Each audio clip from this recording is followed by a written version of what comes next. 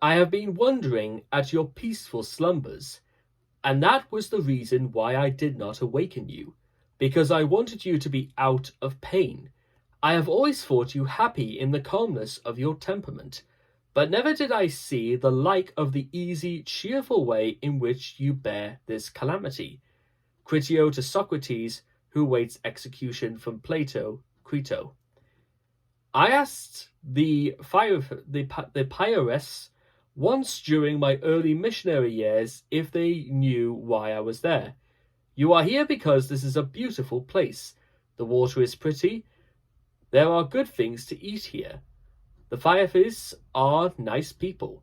That was, and that is, the Phaeacians' perspective. Life is good. Their upbringing.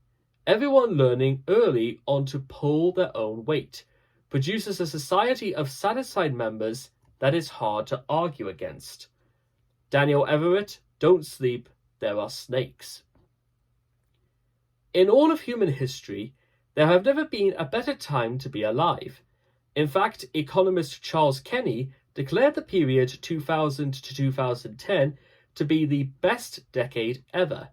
Even with the wars raging in various parts of the globe, people are less likely than ever to die at the hands of others.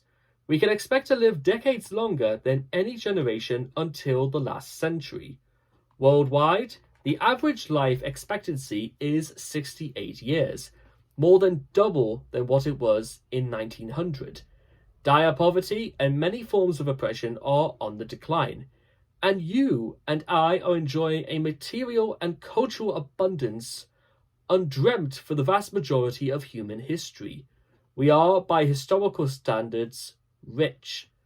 So lucky are we that we can easily come to believe that these without such abundance must be miserable, or at least far less happy than we. This thought is not obviously true. Consider the Greek thinker Socrates. Yes, he more or less invented philosophy and Western civilization while he was at it, but he also didn't have television, a dishwasher, a furnace, air conditioning, a fan, a phone, or a clock. No Mr. Steamy Dryer Balls, no Xbox, no iPod, no iPad, or anything. Socrates inhabited what we would now call a lesser development town called Athens, where no one had any of these things. There wasn't even a World Bank to build them a dam. The wealthiest Athenians did have slaves, which was probably a plus for them, not the slaves. But in material terms, they were, by today's standards, poor. No refrigerator, no toilet paper, no antibiotics, and no decent anesthetics. In the evenings, there was nothing to do, so you had no choice but to talk to other people, and drink wine, and eat Greek food, sing a few songs, tell a few jokes, look up at the starry sky, and test theories regarding the best sort of partner for exploring the pleasures of the flesh. On the bright side, Socrates did manage to grow old, but for drinking from the poison cup of hemlock, he would have grown even older. What? No tears for Socrates? Perhaps you are under the impression that he was actually rather happy. Indeed, that is the standard story. Socrates' indefatigable good cheer and equanimity, even in the face of death, were legendary.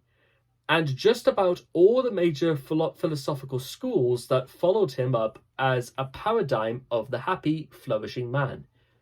Many things have been said of Socrates, but pitiable is not one of them. He had, by all indications, what even today's comfortable reader will recognize as a great life. Socrates didn't miss out on a thing. Fast forward a couple of thousand years, a team of psychologists venture out to study well-being among the three traditional small-scale societies, the Amish, the Marzi, and the Inuit. The Amish live in traditional farming communities in a manner much like that of a couple of hundred years ago. Though they are happy to embrace new technologies, they do not threaten their values of community and humility.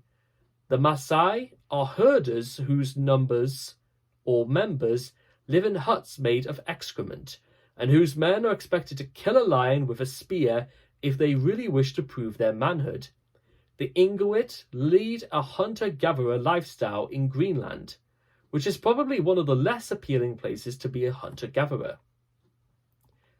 The researchers applied a battery of measures of happiness and life satisfaction in each of these societies, including measures of positive and negative emotions.